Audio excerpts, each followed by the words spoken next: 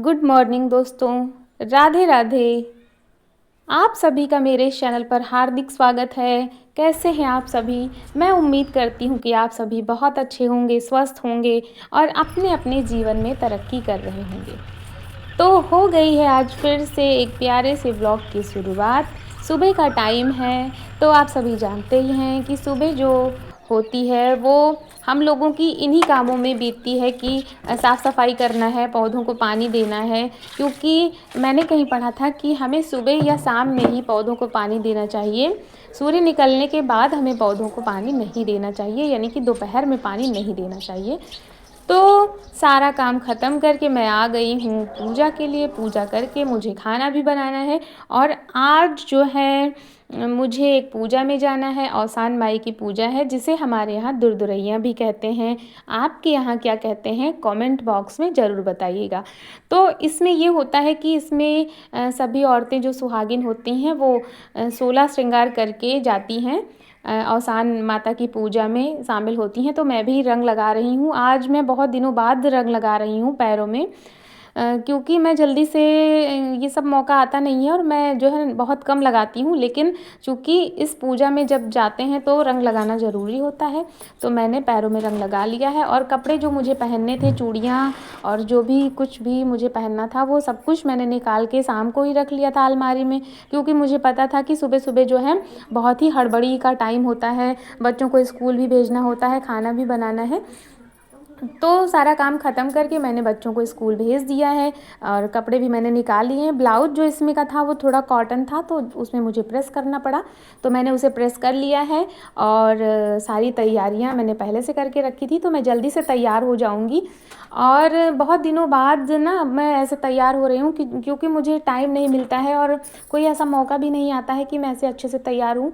और हाथों में नेल पॉलिश तो मैं कभी लगाती ही नहीं, क्योंकि मैं स्कूल जाती हूँ, वहाँ जो है अलाउड नहीं है लड़कियों के लिए। तो मैं भी बहुत ही सिंपल तरीके से रहती हूँ।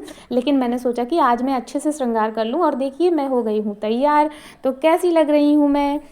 और आज जो है बहुत स्पेशल दिन है, क्योंकि मैं आप लोगों को बताना चाहती हूँ कि जो ये पूजा है ना, ये मेरे घर में है। मेरा पुराना घर, जहाँ पर कि हम 10 साल मैं रही हूँ, ये घर है मेरा। तो सबसे पहले मैं आपको ये घर दिखाऊंगी। मेरी बहुत सी इमोशंस यहाँ से जुड़ी हुई हैं। मैं शादी करके जब आई थी ना, तो फिर मैं सबसे पहले यहीं पर आई थी। ये देखिए, इसे देख करके ना मतलब कि एकदम जो भाव होते हैं ना, वो बाहर आ जाते हैं, अंदर के सारे भाव। क्योंकि सबसे पहले जब शादी होकर के मैं आई थी, शादी करके आई थी, तो यहीं पर आई थी। ये छत है हमारी, और ये देखिए ये पूरा। और गर्मियों में पता है हम लोग ना यहीं पर सोते थे। मैं रात को ना यहीं पर सोती थी, क्योंकि यहाँ नीम के पेड़ हैं और बहुत अच्छी सी हवा चलती थी, तो बहुत अच्छा लगता था। नींद बहुत अच्छी आती थी यहाँ सोने में। तो मैं जब आई थी ना, तो पहली वाली वो गर्मी का टाइम था, तो मैं यहीं पर सोती थी। और ये घर जो है बहुत पुराना है। मेरे ससुर जी ने इसको आज से कम 50-55 साल पहले बनाया था, अपने हाथों से बनाया था।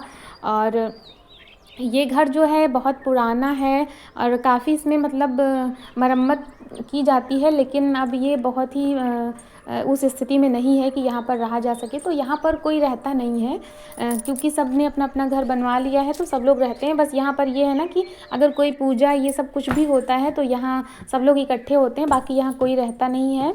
और ये देखिए, ये जो जगह है ना, जब मैं पहली बार आई थी तो मुझे यहीं पर बैठाया गया था चटाई डाल के, और यहाँ पर मैं पूरे 10 साल रही हूँ।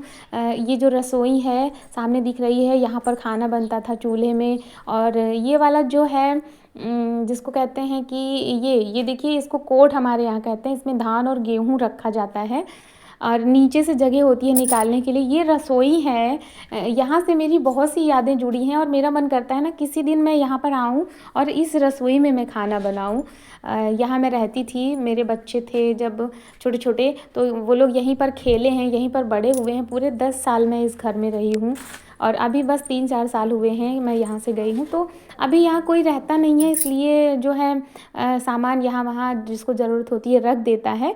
बाकी तो सभी लोग आ चुके हैं। और ये देखिए, सामने का जो भी पोर्शन है वो सब पक्का बना हुआ है, और पूजा भी यहीं पर होगी। ये मेरी बुआ सास हैं, तो हम दोनों मिल करके सारी तैयारियां कर रहे हैं। बाकी ननद जी ने सारी तैयारियां कर दी थी, लेकिन वो लोग तैयार हो रही थी, तो हम दोनों ने सोचा कि हम लोग आकर के सारा सामान यहाँ पर रख दें। तो हम दोनों यहाँ पर सामान रख रहे हैं और हमारे यहाँ क्या होता है कि ये चार इसको चौहरी बोलते हैं।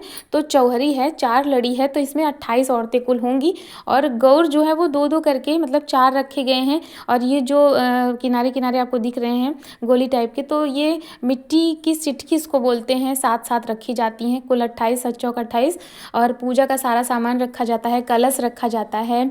इसमें देखिए कलश रखा हुआ है, इसके ऊपर दीपक जलाया जाएगा और इसमें लैया, गुड़, पेड़ा और चना ये जो है प्रसाद रूप में सबको दिया जाएगा। तो अभी आप लोग देखेंगे कि क्या विधि है इसकी और आप लोगों के यहाँ क्या-क्या विधियाँ होती हैं, क्या आपके यहाँ भी होती है, आप मुझे ज़रूर बताइएगा कमेंट बॉक्स में। तो हमारे यहाँ तो ये दुरदुरैया जिसको बोलते हैं बहुत ज़्यादा होती है और सभी सुहागिनें जो हैं बहुत ही चाव से इसमें शामिल होती हैं। इसमें कुछ खाते पीते नहीं हैं, इसमें निर्जला जो है ये व्रत किया जाता है और इसमें जब तक दुरदुरैया नहीं हो जाती है तब तक कुछ भी नहीं खाते पीते हैं।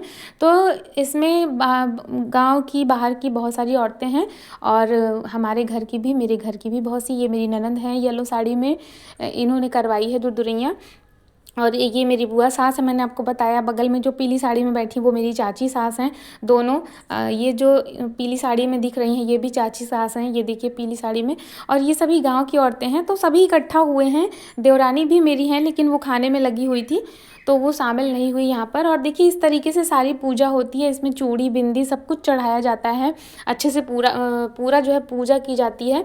और देखिए इसमें कुल जो है जैसे 4 लड़ी है तो 24 कूढ़े लगेंगे, तो ये इसको कूढ़ा बोलते हैं। जो लैया, बराबर मात्रा में लैया, चना, पेड़ा और गुड़ लगाया जाता है और इसको कहते हैं आंचल में, सबके आंचल में दिया जाता है कोच भरना, यानी कि कोच भरा जाता है। तो औरतें कोच भर रही हैं, इसके बाद सिंदूर लगेगा, उसके बाद कहानी होगी।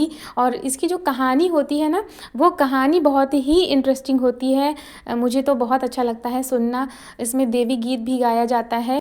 कहते हैं कि पूरे श्रद्धा भाव से जो इस पूजा को करता है उसकी मनोकामनाएं पूरी होती हैं। देवी मैया उसको सब कुछ देती हैं, उसकी मनोकामनाओं को पूरा करती हैं।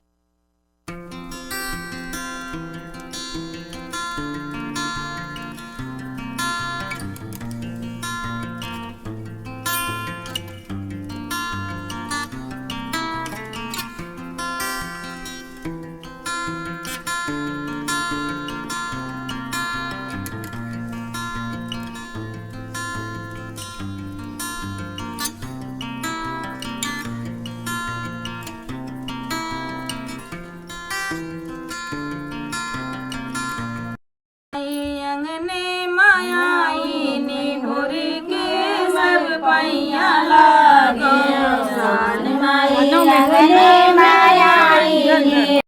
दुरदुरैया हो चुकी है। अब लास्ट में जो है देवी माँ के पैर दबाए जाते हैं, तो पैर सभी लोग दबा रहे हैं। इसके बाद सभी अपने बड़े बुजुर्गों के पैर छुएंगे। तो जिस तरीके से देवी माँ ने इनकी मनोकामनाओं को पूरा किया है, वैसे ही आप सभी की इच्छाओं को भी पूरा करें, मेरी देवी माँ से यही विनती है। और वीडियो अगर थोड़ी भी अच्छी लगी हो तो लाइक कर दीजिएगा। चैनल पर अगर नए हैं तो प्लीज़ चैनल को सब्सक्राइब कर लीजिए। मिलते हैं नेक्स्ट ब्लॉग में, तब तक राधे राधे।